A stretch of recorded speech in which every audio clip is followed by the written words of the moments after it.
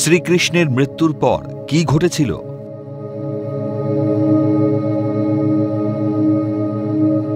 কৃষ্ণের জন্ম থেকে মৃত্যু পর্যন্ত আমরা সকলেই কম বেশি জানি, কিন্তু শ্রীকৃষ্ণের মৃত্যুর পর কি ঘটেছিল সেটা জানি কি? আজ জানাবো সেই ইতিহাস।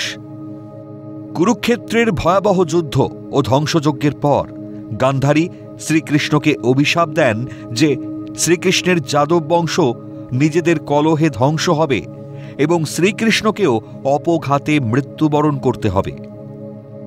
গান্ধারীর অভিশাপের প্রভাবেই ৩৬ বছর পর যাদব বংশ অন্তর্কলহে ধ্বংস হয়ে যায়। এরপর শ্রীকৃষ্ণ বনের মধ্যে গাছের নিচে বিশ্রামকালে জরা নামে এক ব্যাধ বা শিকারীর দ্বারা তীরবিদ্ধ হয়েই দেহত্যাগ করেন। কথিত আছে যে অর্জুনই প্রথম কৃষ্ণের দেহাবশেষ আবিষ্কার করেছিলেন। পাণ্ডবরা তার বড় ভাই বলরামের সাথে কৃষ্ণের দেহ দাহ করেছিলেন। কথিত আছে যে যদিও ভগবান কৃষ্ণের দেহ ভস্মীভূত হয়ে গিয়েছিল, তবুও তার হৃদয় জ্বলতে থাকে। কারণ হিসেবে দেখানো হয় কৃষ্ণ যেহেতু শ্রীবিষ্ণুর অংশ, তাই কৃষ্ণের আত্মা অমর ও অক্ষয়। অন্য ব্যাখ্যায় বলা হয়েছে গান্ধারীর অভিশাপের ফলে দুর্ভোগের কারণে হৃদয় অনবরত জ্বলতে থাকে। স্ত্রী ও গোপিনীদের কি হয়েছিল? কৃষ্ণের মৃত্যুর পর তার প্রধান সহধর্মিণী রুক্মিণী ও জাম্ববতী চিতায় আত্মদহন করে তার সঙ্গে পরলোক গমন করেন। তবে অন্য কয়েকজন স্ত্রীও তার সাথে আত্মাহুতি দেন। কৃষ্ণের যখন অন্তর্ধান ঘটে তখন তার ১৬,১০০ জন স্ত্রীর মধ্যে সবাই তার সাথে আত্মাহুতি দেয়নি বলে মনে করা হয়।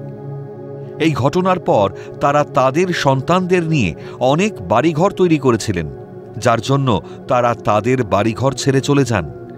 অন্যদিকে ১৬,১০০ জন স্ত্রী যারা নরকাসুরের কবল থেকে উদ্ধার হয়েছিলেন, তারা তাদের সন্তানদের নিয়ে যদুবংশের ধ্বংসের পর নিজেদের বাড়িঘর ছেড়ে চলে যান। রাধার কি অবস্থা হয়েছিল? শ্রীকৃষ্ণের মৃত্যুর পর রাধারানী গভীর শোকে অভিভূত হয়ে যমুনায় চলে যান এবং অবশেষে তার দেহত্যাগ করেন। দেহত্যাগের আগে শ্রীকৃষ্ণের দেওয়া বাঁশি যেন তার সুর হারিয়ে ফেলেছিল, তাই তিনি আর কখনো বাঁশি বাজাননি বলে মনে করা হয় এবং ওই বাঁশিটিকে যমুনায় নিক্ষেপ করেন। শোকে তিনি এক সময় যমুনা নদীতে যান এবং যমুনার জলে বিলীন হয়ে তার দেহত্যাগ ঘটে। দ্বারকা নগরীর কি হয়েছিল? কথিত আছে শ্রীকৃষ্ণের মৃত্যুর পর যদুবংশের আত্মীয় পরিজনেরা সম্পত্তির ভাগ বাটোয়ারা ও দখলদারিতে নিজেদের মধ্যে অন্তর্কলহে জড়িয়ে পড়েন। পরিস্থিতি এমন পর্যায়ে পৌঁছায় যে নিজেরাই নিজেদের হত্যা করতে শুরু করে।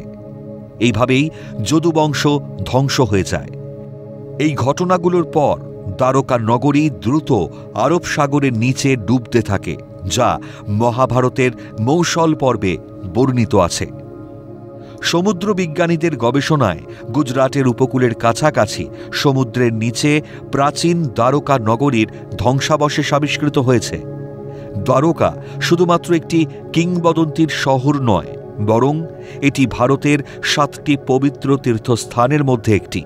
এর ঐতিহাসিক গুরুত্বের পাশাপাশি এটি সমুদ্রের নিচে আবিষ্কৃত ধ্বংসাবশেষের জন্য প্রত্নতত্ত্ববিদদের কাছেও গুরুত্বপূর্ণ।